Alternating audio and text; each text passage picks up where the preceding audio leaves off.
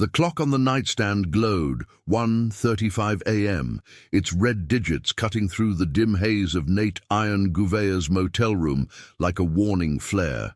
He was sprawled on the sagging bed, the faint rumble of distant traffic seeping through the thin walls, when his phone shattered the silence. It buzzed once, twice, then erupted into a shrill ring that yanked him upright. The screen lit up with the name he hadn't seen in months. Jade, his daughter. The one he'd walked away from to keep the shadows of his past from touching her. He fumbled for the phone, heart slamming against his ribs like a piston. "Jade? Kid, what's wrong?" His voice was gravel, rough from years of desert winds and unspoken regrets. A gasp, then a sob that twisted like a knife. "Dad, please." Abasement. Her words fractured, muffled by what sounded like a door slamming somewhere far off. "He locked me in. Stepfather. Won't let me out. Hurry." The line crackled, her breathing ragged, and then nothing. Just static, hanging in the air like smoke from a backfired engine. Nate stared at the phone, the world narrowing to that single frozen moment. Jade. His Jade. The girl with his eyes and her mother's fire, trapped in some hell he thought he'd shielded her from. Memories flooded in, the day he'd knelt by her bed after her mom's funeral, promising he'd always come back. No matter what, kid, iron don't break. But life had a way of rusting even the strongest oaths.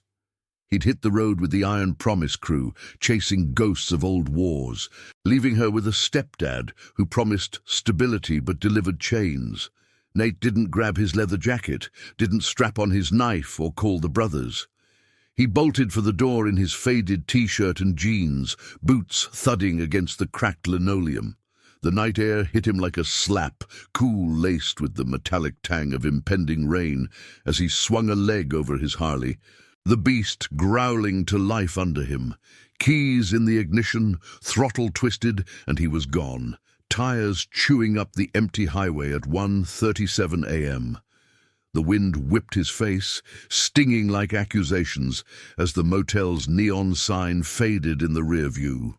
The road to her town was a black ribbon unspooling through the dark, flanked by skeletal Joshua trees that clawed at the stars. Nate's mind raced faster than the bike, piecing together fragments.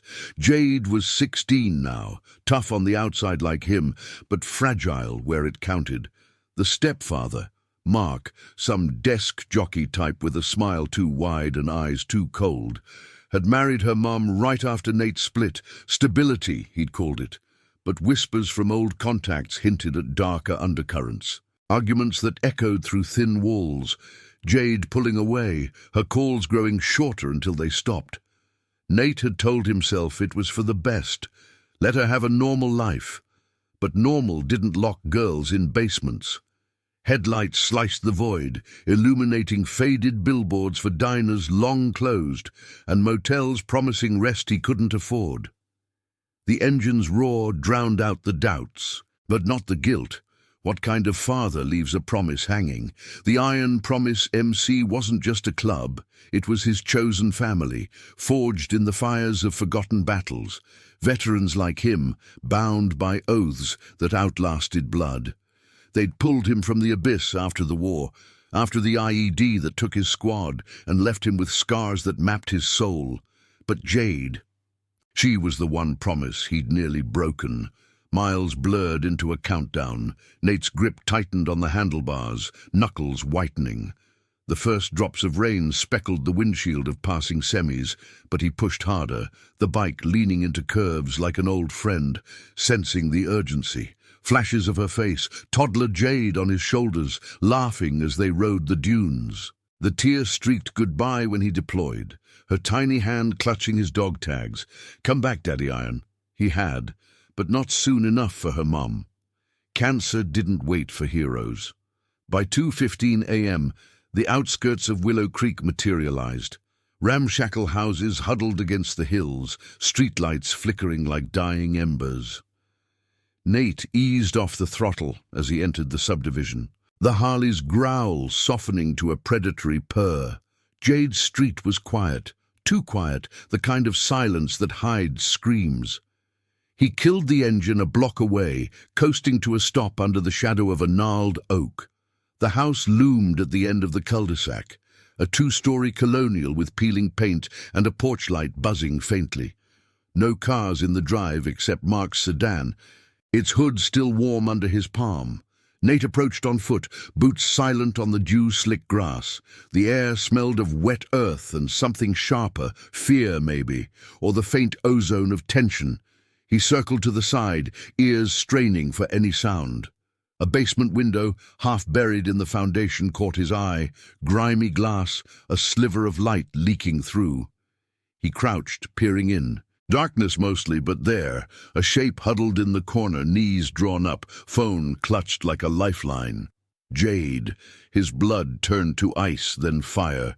No rage, not yet, just a cold certainty settling in his bones.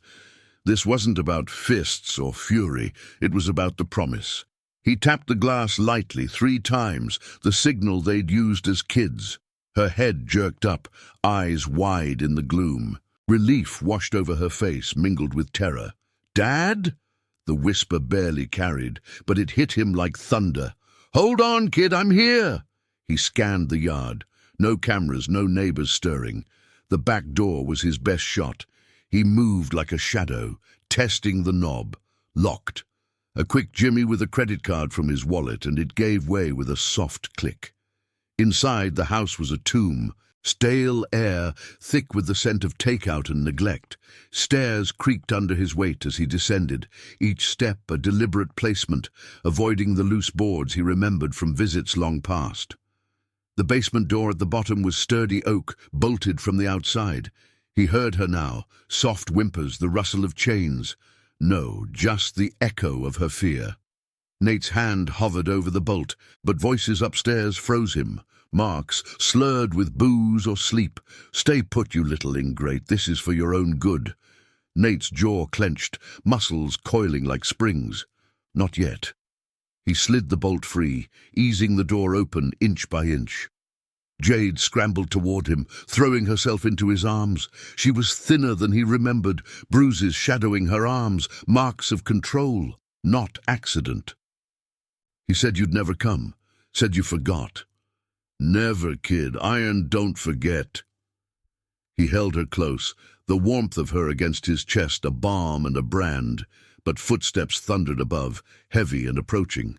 The real fight wasn't breaking her out. It was facing the web of silence that had let this fester, the neighbors who looked away, the authorities who dismissed her pleas as teenage drama. Willow Creek had its own shadows, corruption woven into the fabric of small-town justice. As Mark's bellow echoed down the stairs, "What the hell?" Nate guided Jade behind him, positioning her toward the open window. The night outside beckoned, a promise of road and redemption. But dawn was hours away, and the crew would need to ride for this one. One call, and the iron promise would answer.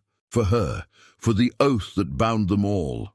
Nate's arm wrapped around Jade like a shield, her small frame trembling against his side as they backed toward the basement window. The air down here was thick, cloying with the musty scent of damp concrete and forgotten laundry, undercut by the sharp tang of her fear sweat. Mark's footsteps pounded the stairs above, each one a drumbeat echoing Nate's rising pulse. No time for subtlety now. He scooped Jade up, her legs wrapping instinctively around his waist, and hoisted her toward the narrow sill. "Out, kid, through the window, run to the oak tree, hide there till I call." She hesitated, eyes darting to the closing door at the top of the stairs. "Dad, he's crazy. He won't stop." Iron stops for no one but family. His voice was low, steady, the kind that cut through chaos like a knife through fog. With a gentle push, she scrambled out, her sneakers scraping the exterior wall before vanishing into the night. Nate turned just as the basement door flew open, Mark's silhouette filling the frame like a storm cloud. The stepfather was a hulking figure in rumpled pajamas. His face flushed red under the harsh glow of the single bulb swinging overhead. Beer belly straining against his shirt, eyes wild with a mix of rage and surprise. You? What the hell are you doing here?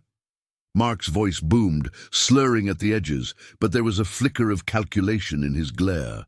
The look of a man who'd built his life on control, not confrontation. Nate stood his ground at the base of the stairs, fists loose at his sides, the faded tattoos on his forearms, a coiled serpent and the iron promise emblem, catching the light like warnings. He didn't advance, didn't raise his voice. Years on the road with the crew had taught him that true power wasn't in the swing, it was in the stand. Jade called. Said you locked her down here. We're leaving, now. Mark laughed, a bark that echoed off the walls, descending 2 steps with deliberate slowness. The wood groaned under his weight, and Nate caught the faint whiff of whiskey on the air. Leaving? This is my house, biker trash. You abandoned her years ago. Left her with me to clean up your mess. She's mine now, troublemaker, always stirring up drama. School called last week. She's been skipping. Lying. This? He jabbed a thick finger toward the empty corner where Jade had been. This is discipline. You got no right. Nate's jaw tightened, memories surging like exhaust from a revving engine. Jade at 8, building sandcastles on the beach, her laughter mingling with the crash of waves, the hollow echo of her voice on the phone after her mom's funeral, begging him not to go. He'd promised then, under the sterile lights of the hospital, that he'd protect her fire. But war had called, then the club, and promises had rusted in the desert heat. Mark's words stung because they carried a sliver of truth. He'd been absent, letting this man weave his web. But absence wasn't abandonment, it was survival, shielding her from the shadows that still hunted him from old battles. Discipline don't come with locks and bruises, Nate said evenly, his eyes locking onto Mark's. The basement felt smaller now, the walls pressing in like the confines of a courtroom he'd never trusted. Willow Creek's sheriff was Mark's golf buddy, the kind of small-town alliance that buried complaints under piles of paperwork. Jade had whispered about it once, in a rare call. Teachers turning a blind eye, neighbors muttering about family matters. Corruption here wasn't flashy. It was the slow rot of indifference, where justice bent for the loudest voice. Mark sneered, taking another step down, his hand dipping toward his pocket. Keys, maybe a phone. You think you can just waltz in? I'll call the cops. Trespassing, theft of a minor. You'll be in cuffs before dawn. But Nate didn't flinch. Instead, he pulled his own phone from his jeans, thumb hovering over the screen. One tap, and the iron promise would ignite. Brothers scattered across 3 states. Jax, with his welding torch and unyielding code. Lena, the nurse who'd patched more souls than wounds. Old Rook from the war, who'd sworn the same oath in a foxhole under fire. They weren't outlaws. They were keepers of forgotten promises, riders who turned up when blood ties failed. Call 'em, but know this, Jade's out, and if your cops show, they'll meet more than me. The bluff hung in the air, thick as the humidity seeping through the walls. Mark paused, uncertainty cracking his bluster. Outside, a distant rumble stirred, the first hint of thunder rolling in from the hills. Or maybe Nate's imagination fueling the storm. He edged toward the stairs, keeping Mark in his sights, every sense attuned, the creak of floorboards above, the soft patter of rain starting on the foundation, the faint glow of Jade's phone light flickering from the yard like a beacon. You don't get it, Mark growled, blocking the way fully now, his bulk a barricade. This town's mine. Felt like disappearing. The room fell silent, the weight of her words amplifying the creak of settling beams, the distant rush of the creek like a gathering storm. Jade stepped closer, her presence a quiet anchor amid the maps and shadows. Use it, all of it. I want them to hear, not just you guys, but everyone who looked away. Her chin lifted, echoing the unyielding spirit Nate saw in her mother's eyes during those final hospital vigils, when promises were all that held back the dark. Rook clasped Nate's shoulder, the grip a transference of foxhole trust. Oath's the compass. We ride clean. Deliver the package to that journalist contact Lena knows. No direct hits on Mark yet. Let the light do the work. His eyes, weathered by losses that words couldn't mend, held the club's core. Redemption through restraint, justice as the long haul, not the quick burn. As dusk deepened, painting the mill in bruised purples, they mobilized. Lena bundled the files into a waterproof satchel, Jax rigging a secure upload to an off-grid server. Nate and Jade shared a moment by the creek's edge, water gurgling over stones, slick with twilight's gloss, the air cooling to carry hints of wild mint. "Proud of you, kid," he murmured, the words rough but true. "This promise? It's ours now." She hugged him, brief and fierce, the bond sealing like weld on steel. But as engines revved, Harleys and truck in low-throated chorus, a new rumble intruded. Headlights sweeping the tree line, two sets closing fast. Deputies, or worse, Mark's reinforcements, the web contracting. Nate's hand went to the throttle, the night alive with the scent of pine sap and impending clash. The ethical storm broke. Truth's ride demanded they accelerate, chosen family united, into the gathering dark where dawn's justice waited to ignite. The headlights pierced the twilight like accusatory fingers, slicing through the mill's encroaching shadows and painting the creek's edge in harsh white.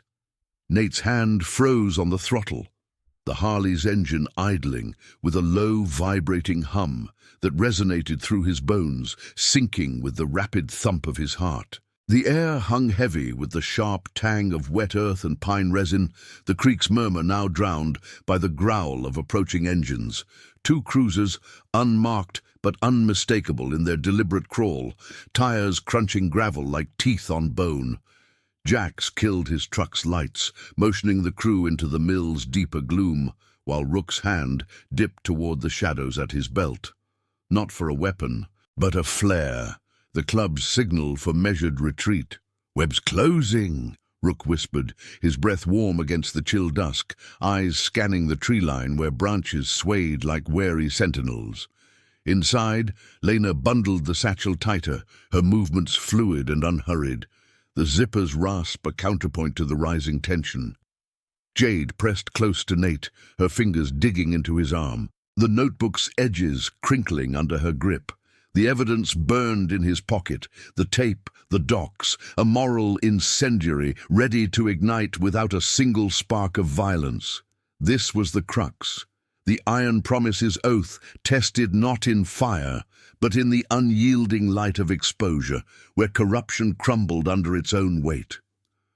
The cruisers halted at the mill's perimeter, doors creaking open to spill deputies into the fading light. Three figures, silhouettes bulked by vests and badges, flashlights sweeping arcs that danced across rusted beams. "Iron promise? We know you're in there," one called, voice amplified by the night's acoustics, laced with the false authority of small-town edicts. Hargrove's deputy, the one Jax had tailed, stepped forward, his boot splashing in a puddle, sending ripples that mirrored the ethical waves crashing in Nate's mind. Mark's influence pulsed here, the web strands pulling taut. Paint them as threats, bury the truth in procedural fog, let indifference claim another innocent. Nate stepped from the shadows, hands visible and empty, the sun's last amber rays gilding his tattoos like badges of honor earned in forgotten sands. Jade hovered behind, her breath shallow, but her stance firm. No longer the huddled shape in a basement, but a spark in the gathering dark. "We're not hiding," Nate said, his tone even, carrying over the creek's rush like a vow renewed. "But we're not running either. Got something for your boss, truth that don't bend." The deputy advanced, flashlight beam pinning Nate's face, the glare stinging like salt in old wounds. His partners flanked, radios crackling with static whispers. Hargrove's orders, no doubt, to contain and discredit. The air thickened with the scent of gun oil and damp leather, tension coiling like the serpent inked on Nate's skin. Memories surged, Jade's first bike ride, her laughter echoing over dunes, the sterile hospital hush where he'd promised her mother he'd shield their girl. That oath had rusted in absence, but the iron promise had polished it anew, brothers and sisters chosen in the forge of loss, turning personal redemption into collective justice. Jax emerged beside him, satchel in hand, his welder's gaze steady. Public records, audio logs, Mark's discipline tied to your sheriff's favors. We hand it over clean, or it goes wide. Rook and Lena positioned at the flanks, a silent phalanx, their presence a reminder that loyalty wasn't chains, but wings, lifting the vulnerable when systems failed. The lead deputy hesitated, beam wavering, the flicker revealing uncertainty in his eyes. Willow Creek's rot wasn't invincible. It thrived on unchallenged silence. But here, under the mill's looming eaves, that silence shattered. "Step aside," he barked, but the edge dulled, authority cracking like thin ice. Nate held the recorder aloft, playing the tape's opening. Jade's voice, clear and resonant. It started small, but the locks, they made me disappear. The words hung, amplified by the open air, seeping into the deputy's radios, broadcasting unintended. One shifted, exchanging glances with his partner, the web's strands fraying in real time. This goes to Hargrove," the lead muttered. But his hand lowered the light, the fight ebbing like the creek's receding flow. No cuffs, no charges, just a standoff suspended in moral gravity, where truth's weight pulled heavier than any badge. Mark's sedan idled unseen on the access road, headlights off, but Nate sensed him watching, the puppeteer glimpsed in the strings. As the deputies conferred, murmuring into their units, Lena stepped forward, her nurses calm a balm. "Check the files. Patterns of ignored calls, buried reports. This town's justice bent for too long." The crew stood, united, engines cooling in the background, the night's chill settling like dew on their resolve. Jade met Nate's eyes, a nod passing between them, her fire rekindled, the promise fulfilled not in escape, but in standing ground. Minutes stretched, the standoff resolving in reluctant retreat, the deputies withdrawing, satchel confiscated but copies already uploaded, seeds of exposure sown in digital soil. Hargrove's web quivered, the first tremors of unraveling. By midnight, as the crew rode out under a star-pricked sky, the air fresh with creek mist and victory's quiet scent, news alerts buzzed, anonymous leaks hitting local feeds. Mark's name linked to the sheriffs in headlines that demanded reckoning. Back at Blackridge's safe house, fire crackling anew, Jade sat with the crew, her laughter tentative but real, weaving into tales of roads ahead. Nate watched, the weight lifting like exhaust in the wind. Redemption not solitary, but shared. The Iron Promise's legacy etched in lives mended.